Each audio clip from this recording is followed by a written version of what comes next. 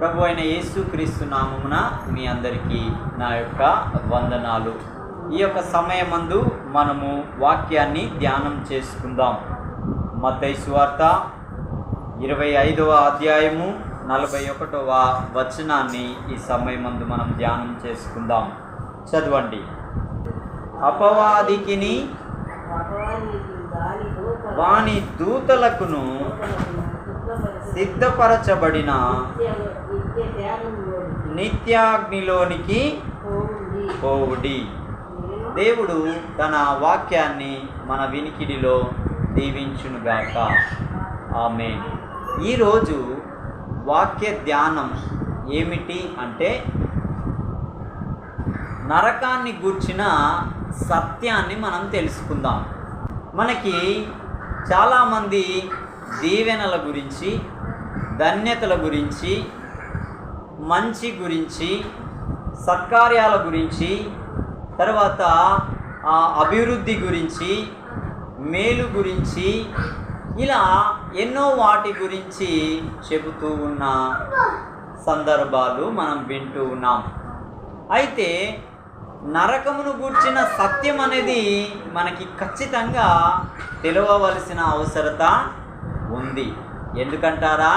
చెప్తా వినండి. Current shock కొడితేనే కరెంటు విలువ ఏంటో మనకి తెలుస్తుంది. తెలిసిన తర్వాత మనం ఏం చేస్తాం? దానికి దూరంగా భయం కలిగి బ్రతుకుతాం. దాని విలువ తెలియనప్పుడు మనము ఆటలాడినట్లుగా చిన్నపిల్లలు ఎలా వ్యవహరిస్తారో అలాగ వ్యవహరించే వారిగానే మనము ఉంటాం.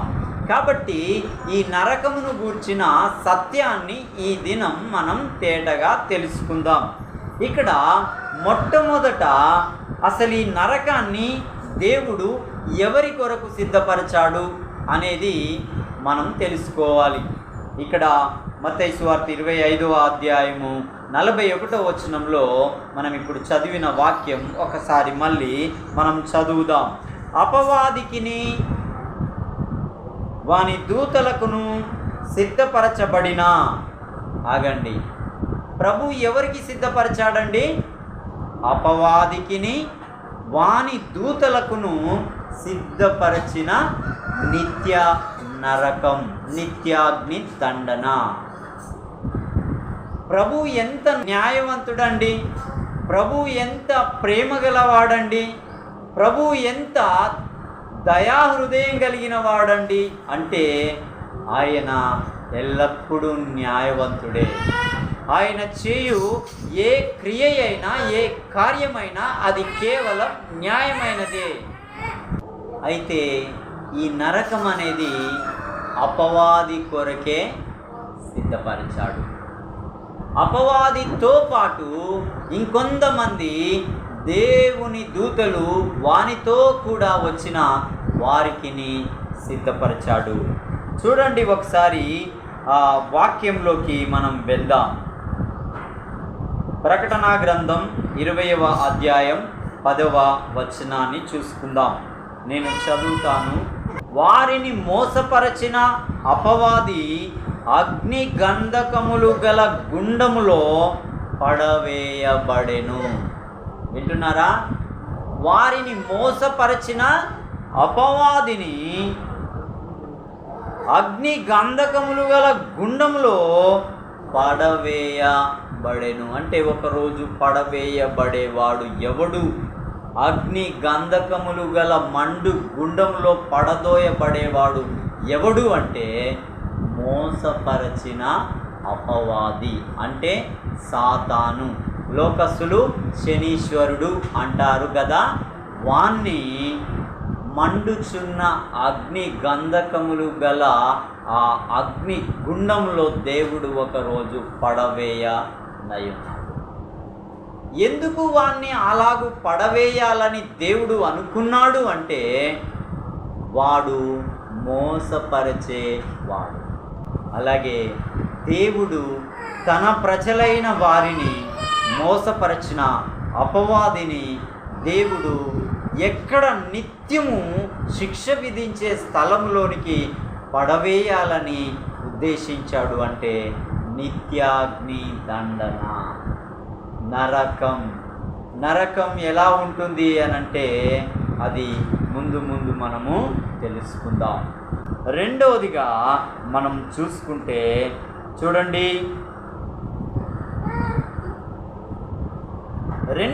మనం చూస్తే దేవుణ్ణి అనగా ప్రభు అయిన యేసుక్రీస్తుని తృణీకరించే ప్రతి ఒక్కరిని కూడా ఆయన ఏం చేశాడంట? అదే అపవాదిని, వాని దూతలను పడద్రోసిన అదే నరకాగ్ని దండనలోనికి ఆయన త్రోసివేసే దేవుడిగా ఉన్నాడు. మత్తయి సువార్త 13వ అధ్యాయము 41 వచనం 50వ వచనం. మనుష్య కుమారుడు తన దూతలను పంపును, వారాయన రాజ్యములో నుండి ఆటంకములగు సకలమైన వాటిని దుర్నీతి పరులను సమకూర్చి అగ్నిగుండములో పడవేయుదురు.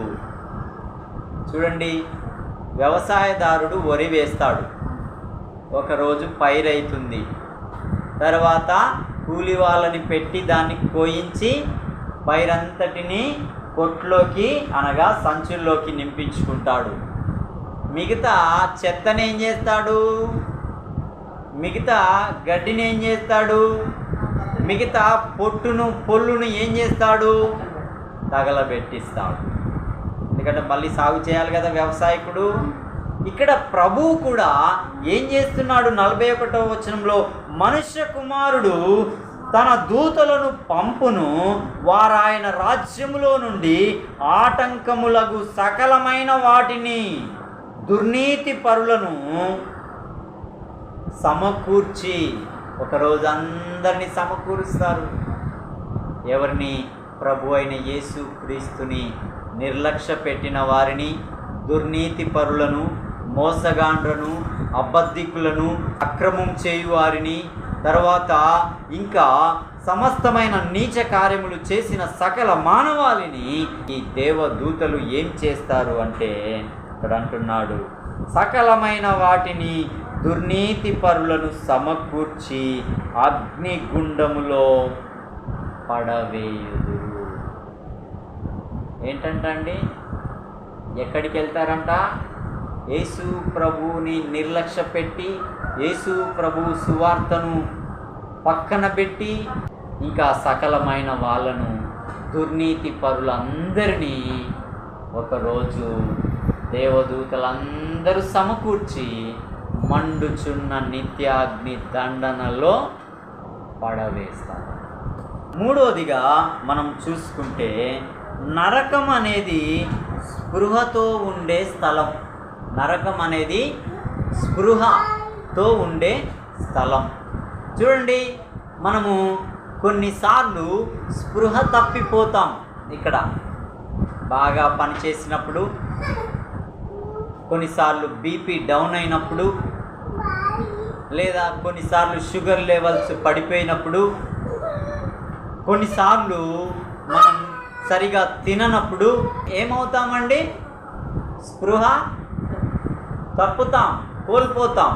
అప్పుడు మనం ఏమయ్యామో కూడా మనకి అర్థం కాదు కదండి. కానీ నరకం అనేది స్పృహతో కూడా ఉండేది. అక్కడ స్పృహ తప్పడం ఉండదు, కళ్ళు తిరిగి పడిపోవడం ఉండదు, స్పృహలో ఉంటాం. ఆ స్పృహలో ఎలా ఉంటామో ఒకసారి చూసుకుందాం. మార్కు సువార్త 9వ అధ్యాయము 48వ వచనాన్ని ఈ సమయమందు నేను చదువుతాను. నరకమున వారి పురుగు చావదు, అగ్ని ఆరదు. నీకు క్షణమొక యుగంలాగా అది మండుచున్న అగ్ని గంధకములతో కూడిన ఆ స్థలంలో ఎలా ఉంటుంది అంటే అక్కడ అంటున్నాడు చూడండి 48వ వచనంలో, నరకమున వారి పురుగు చావదు. ఇక్కడ మనకి మరణం ఉంది. అమ్మయ్య, ముసలోళ్ళు అనుకుంటారు ఇంకెంతకాలం చచ్చిపోతే నెమ్మదిగా ఉండొచ్చు, ఈ అవస్థ ఎందుకు, ఈ కాళ్ళ నొప్పులు, ఏళ్ళ నొప్పులు, బిడ్డలతోటి సనుగుళ్ళు, గునుగుళ్ళు, గొడవలు, తర్వాత నాకు పెట్టలేక పెట్టి మాటలని, ఎంత అవస్థ నాకెందుకు దేవుడా, నన్ను తీసుకొని పోరాదయ్యా, అక్కడైనా నెమ్మదిగా ఉంటాను అనుకుంటారు. అక్కడ నువ్వు నెమ్మదిగా ఉండవు. నెమ్మదిగా ఉండటానికి ఇక్కడ నెమ్మదినిచ్చే ఆ ప్రభువుని అంగీకరిస్తే నెమ్మదిగా ఉంటావేమో, కానీ ఆయనని నిర్లక్ష్య పెడితే నెమ్మది లేదు. నరకమున వారి పురుగు చావదు. ఏంటంట? అగ్ని ఆరదు. చూడండి, పురుగు చావదు, అగ్ని ఆరదు. అగ్ని రోజు రోజుకు పెరుగుతుంటుంది. ఈ పురుగు అంటే ఆత్మ, ఇది తల్లడిల్లుతూ ఉంటుంది. క్షణం ఒక యుగంలాగా తల్లడిల్లుతూ ఉంటుంటుంది. ఉదాహరణకి మన భాషలో మనం చెప్పుకోవాలంటే, బజ్జీలని వేయించుతారు కదా నూనెలో అంటారా, అది ఎంత టెంపరేచర్లో అయితే అది మనం తినడానికి ఉపయోగపడుతుందండి. అంతకంటే కొన్ని కోట్ల టెంపరేచర్ తోటి ఆ అగ్ని ఉంటుంది. తీక్షణమైన అగ్నిలో ఈ పురుగు ఏం చేస్తుందంట? చావదంట. అగ్ని ఆరదంట. చూడండి, ఎక్కడన్నా పూరి గుడిసె కాలిపోతుంది అనుకుందాం, ఎప్పుడు కాలుతూనే ఉంటుందా? రోజంతా, సంవత్సరం అంతా, నెలంతా, ఎప్పటికీ కాలుతూనే ఉంటుందా? ఎందుకు కాలదు? అది దాని కమ్మలు ఉన్నాయా అప్పటి వరకే, లేదా ఇంట్లో కాలే వస్తువు ఉందా అప్పటి వరకే, తర్వాత అది మళ్ళీ బూడిద అయిపోద్ది. కానీ మనకు అక్కడ అలా కాదు. అగ్ని ఆరదు, ఈ పురుగేమో చాదు. ఇది చావదు, అది ఆరదు. ఇది ఎప్పటి వరకు అంటే యుగాలు. చెప్పండి, అలాంటి స్థలం నుండి తప్పించటానికి ప్రభు తన ప్రాణం ఇచ్చి, బిడ్డలారా నా వైపు తిరగండి, నా యొద్దకు రండి, మీ పాపం నా యొద్ద ఒప్పుకోనండి, నేను నమ్మదగిన వాడును, నీతిమంతుడును, సమస్తమైన దుర్నీతి నుండి, సమస్తమైన పాపము నుండి, సమస్తమైన శాపము నుండి, సమస్తమైన ఉగ్రత నుండి మిమ్మల్ని నేను విడిపించి రక్షించడానికి నా రక్తం చిందించాను అని కోట్ల కొలది ప్రజానికానికి తన సువార్తను ప్రకటిస్తూ ఉన్నాడు. అయిన మాట కాదన్న వానికి ఈ శిక్ష తప్పదు. మాట విన్నవానికి ఈ శిక్ష నుండి మనము విడుదల పొందే వారంగా ఉంటాం. ఇంకా మనము 4వదిగా చూసుకుంటే, చూడండి, నిత్యము శిక్షించే స్థలం. చూడండి ఒకసారి, ప్రకటనా గ్రంథం 14వ అధ్యాయం 11వ వచనం నేను చదువుతాను. వారి బాధ సంబంధమైన పొగ యుగ యుగములు లేచును. ఏంటంట? వారి యొక్క బాధ సంబంధమైన పొగ యుగ యుగములు లేచును. యుగము అంటే 1000 సంవత్సరాలండి. అర్థమైందా? ఒక సంవత్సరం కాదు, 1000 సంవత్సరాలు అయితే ఒక యుగం. ఇక్కడ ఏమన్నాడు? ఒక యుగం అనలే, యుగాలు వారి యొక్క ఏంటంట? బాధ సంబంధమైన పొగ యుగాలు లేచేదిగా ఉంటుంది అని ఇక్కడ దేవుని యొక్క వాక్యం మనం చూస్తూ ఉన్నాం. 5వదిగా మనం చూస్తే, నరకం అంటే ఏంటి అంటే రెండవ మరణం. చూడండి, అదే ప్రకటనా గ్రంథం 20వ అధ్యాయం 14వ వచనము. మరణమును మృతుల లోకమును అగ్నిగుండములో పడవేయబడెను. ఈ అగ్నిగుండము రెండవ మరణము. ఈ భూమి మీద అందరికీ సహజ సిద్ధమైన మరణం ఉంది. అది అందరికీ ఉంది. ప్రభువుని నమ్మినోనికి ఉంది, నమ్మనోనికి ఉంది. లేదని ఎవరైనా అంటారా? లేదు, అనటానికి వీలే లేదు. అలాగే ఈ భూమి మీద నుండి చనిపోయిన ఈ మరణం తదనంతరం క్రీస్తుని ఎరగని ప్రతి ఒక్కరికి రెండవ మరణం ఉంది.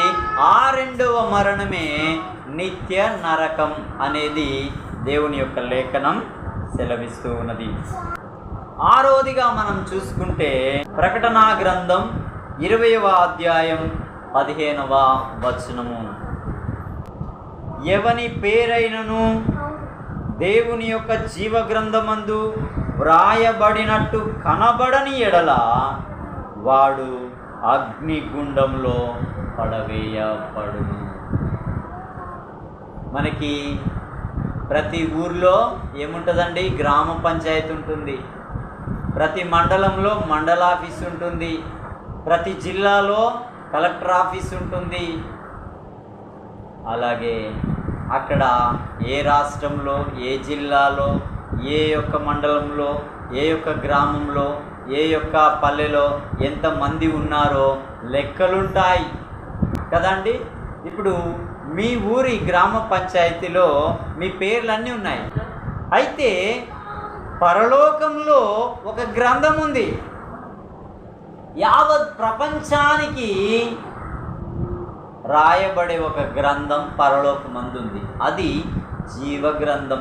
ఆ జీవ గ్రంథంలో ఎవరి పేరు ఉంటుంది అంటే, యేసే క్రీస్తుని ఒప్పుకొని, ఆయన యొద్ద పాపములు ఒప్పుకొని, ఆయన ఇచ్చు రక్షణ పొందుకొని, ఆయన యొక్క అడుగుజాడలలో నడిచి, ఆయన యొక్క మహిమ కొరకు బ్రతికి, ఆయన రాక కొరకు నిరీక్షణ కలిగి ఎదురు చూసి, ఆయన కొరకు భూమి మీద నమ్మకమైన సాక్షిగా బ్రతికే వ్యక్తికి పరలోకమందు జీవ గ్రంథంలో పేరు రాయబడుతుంది. ఇక ఇలాగు లేని ఏ వ్యక్తికైనా పరలోకమందు ఉన్న జీవ గ్రంథమందు పేరు అనేది రాయబడదు. రాయబడిని ప్రతి ఒక్కడు ఎక్కడుంటాడు అంటే, నిత్య నరకంలో యుగ యుగాలు మండుచున్న అగ్ని గంధకముల మధ్యన పురుగు చావదు, అగ్ని ఆరదు అనే వేదనకరమైన నరకములో ఉండే ఆ స్థలంలోనికి వెళ్తాడు. ఎవరెవరు వెళ్తున్నారు అంటే, మొదట అపవాదితో కూడా ఉన్న దూతలు, రెండవది ప్రభువును విశ్వసించని, ప్రభువుని త్రోసిపుచ్చి అక్రమము, అన్యాయము, మోసము, దగ ఇంకా సమస్తమైన దుర్నీతి చేసేవారు వెళ్తూ ఉన్నారు. ఆ స్థలం స్పృహతో ఉండే స్థలం. ఆ స్థలంలో అగ్ని ఆరదు, పురుగు చావదు. ఆ స్థలము ఎప్పటి వరకు ఉంటుంది అంటే, యుగ యుగాలు వారి పాద సంబంధమైన పొగ పైకి లేచేదిగా ఉంటూ ఉన్నది. ఇంకా అక్కడికి ఎవరు వెళ్తారు అంటే, జీవ గ్రంథమందు ఎవరి పేరైతే రాయబడలేదో వారు అక్కడికి వెళ్ళి నిత్య వేదన, నిత్య నరకం, నిత్య బాధ, నిత్య వేదన పొందే నిత్య నరకంలో ఎప్పటి వరకు అంటే యుగ యుగాలు ఉండే ఆ కాలే స్థలానికి వెళ్ళే వారిగా ఉంటారు. ఇక్కడ మనం ఆలోచిద్దాం. పోలీస్ స్టేషన్కి వెళ్తే ఎంతకాలం ఉంటామండి? ఉంటే 10 ఏళ్ళు, ఉంటే 20 ఏళ్ళు, ఉంటే 30 ఏళ్ళు ఉంటే ఏదో విధంగా మళ్ళీ రావచ్చు. కోర్టుకి ఇంత జరిమానా కట్టి బయటికి రావచ్చు. లేదా ఏదైనా ఒక లాయర్ని మాట్లాడుకొని మనం లేనిది ఉన్నట్టు, ఉన్నది లేనట్టు మలుచుకొని లోకస్తుడు బయటికి రావచ్చు. కానీ నరకంలో ఒక్కసారి పడితే ఏ జామీను ఉండదు. విడిపించేవాడెవడు నీ వద్దకు రాడు. నువ్వెంత కేకలేసినా ఆ కేకల్లో నుంచి నిన్ను విడిపించడానికి ఏ ఒక్కడు రాడు. అలాంటి ఉగ్రత అగ్నితో కూడిన నరకంలోనికి ఏ నరుడు పోకుండా ఉండాలనే ప్రభు అయిన యేసుక్రీస్తు లోకానికి వచ్చి, బిడ్డా నా వైపు తిరుగు, శాశ్వతమైన జీవాన్ని, రాజ్యాన్ని ఇవ్వటానికి నా ప్రాణాన్ని పెడుతున్నాను, ఆ నరకపు వేదనలో కేకలు పడే స్థలంలోనికి నీవు పోకూడదు అని ప్రపంచ జనాభాకు ప్రభు అయిన యేసుక్రీస్తు ఎంతో గొప్ప పిలుపును ఇస్తున్నాడు. ఈ పిలుపును విన్నవాడు, ఆయన్ని అంగీకరించిన వాడు రక్షింపబడతాడు. ఇది నాకు కాదులే అనుకొని ఆయన్ని త్రోసిపుచ్చేవాడు ఇదిగో ఈ అగ్ని గంధకములతో మండు గుండంలో ఉండి నిత్య శిక్షను పొందే నరకంలో ఉంటాడు. అట్టి స్థలానికి పోకుండా ఉందాం, దేవునిపై ఆధారపడదాం. ప్రభు యొద్ద ఇప్పుడే మన యొక్క స్థితిగతులు ఎలాగ ఉన్నావో ఆయన యొద్ద చెప్పుకొని ఆయన తిన్నని మార్గములలో నడుద్దాం. దేవుని యొద్ద ఇంకా రక్షణ పొందకుంటే నిర్లక్ష్యంగా ఉండక ఆయన రక్షణ పాత్ర చేబూని ఆయన యొద్ద శిరస్సు వంచి నమస్కరించి ఆయన జీవగ్రంథమందు పేరు వ్రాసే లెక్కలో మనము ఉందాం. దేవుడు తన మాటలు మన వినికిడిలో దీవించునుగాక. ఆమేన్, ఆమేన్.